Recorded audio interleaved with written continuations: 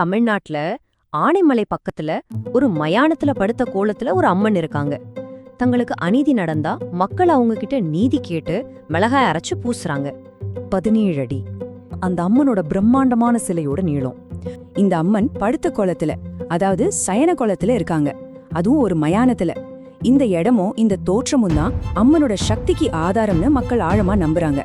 ஆனமலையில உப்பாறு ஓடுற இடத்துல அமைஞ்சிருக்கிற இந்த கோயில்ல இருந்தே ஆரம்பிப்போம். அம்மனோட உருவமே ரொம்ப விசேஷமானது. 17 அடி நீள சிலை, தெற்கு பக்கமா தலைய வச்சு படுத்திருக்காங்க. அவங்க கையில 4 சக்தி வாய்ந்த பொருட்கள் இருக்கு. கபாலம், அதாவது மண்டவோடு, அப்புறம் சர்ப்பம், அதாவது பாம்பு, திரிசூலம், அப்புறம் உடுக்க. இது ஒவ்வொன்றும் அவங்களோட சக்தியோட ஒவ்வொரு பரிமாணத்தை நமக்கு காட்டுது. நீதிகள் இங்க வர்ற மக்கள் சும்மா மனசுக்குள்ள வேண்டிக்கிட்டு போறதில்ல, இல்ல தங்களுக்கு நடந்த அநீதிக்கு எதிரா அவங்க நேரடியா ஒரு செயலையே செய்றாங்க. இந்த சடங்கு கேட்கவே கொஞ்சம் ஆச்சரியமா இருக்குல்ல. முதல்ல தங்களுக்கு என்ன பிரச்சனை, யார் தங்களுக்கு துரோகம் செஞ்சாங்கன்னு எல்லாத்தையும் அந்த நீதிக்கல் முன்னாடி நின்னு சொல்லி முறையிடுறாங்க. அதுக்கப்புறம் அங்கேயே இருக்கிற ஆட்டுக்கல்லுல சிகப்பு மிளகாய வச்சு நல்லா மையா அரைச்சு நீதிக்கல் மேல பூசுறாங்க. இது அவங்களோட கோவத்தையும் வலியும் காட்டுற ஒரு அடையாளமா பார்க்கப்படுது. நன்னன்னு ஒரு ராஜா இருந்திருக்கார். அவருக்கு ரொம்ப பிடிச்ச ஒரு மாமரம் இருந்திருக்கு. அதுல இருந்து ஒரு பழத்தை கூட யாரும் சாப்பிடக்கூடாதுன்னு ரொம்ப கடுமையான ஒரு சட்டமும் போட்டிருக்கார். ஒரு நாள் விதி விளையாடுது. ஆத்துல குளிச்சிட்டு இருந்த ஒரு இளம் பெண் தண்ணியில மிதந்து வந்த ஒரு மாம்பழத்தை அது ராஜாவோட மரத்து பழம்னு தெரியாம சாப்பிட்டுட்டாங்க. இந்த சின்ன விஷயத்துக்காக அந்த ராஜா அந்த பொண்ணுக்கு மரண தண்டனை கொடுத்துட்டார். அநியாயமா கொல்லப்பட்ட அந்த பெண்ணை மக்கள் அவங்க இறந்த மயானத்திலேயே புதைச்சு அவங்க எப்படி படுத்திருந்தாங்களோ அதே கோலத்துல ஒரு உருவத்தை செஞ்சு வணங்க ஆரம்பிச்சாங்க. அந்த பெண் தான் காலப்போக்குல மாசாணி அம்மனா அநீதிய தட்டி கேட்கிற தெய்வமா ஆனாங்க. அவங்க பேர்லயே அவங்களோட முழு கதையும் இருக்கு பாருங்க. மயான சயனி, அதாவது மயானத்துல சயனித்தவள், படுத்திருப்பவள்.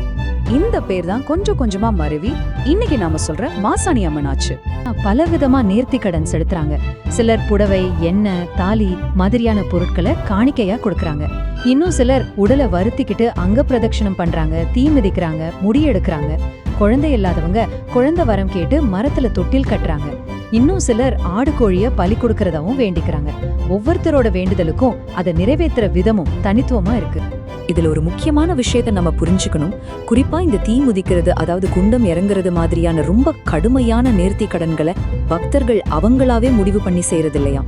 அம்மனே அவங்க கனவுலையோ இல்ல வேற ஏதாவது ஒரு அறிகுறி மூலமாகவோ உத்தரவு கொடுத்தா மட்டும்தான் அதை செய்வாங்கன்னு ரொம்ப ஆழமா நம்புறாங்க. மாசாணி அம்மன் பொதுவா எல்லாரையும் பாதுகாக்கிற தெய்வம் தான். ஆனாலும் அவங்க பெண்களோட ஒரு ஸ்பெஷல் பாதுகாவலரா பார்க்கப்படுறாங்க.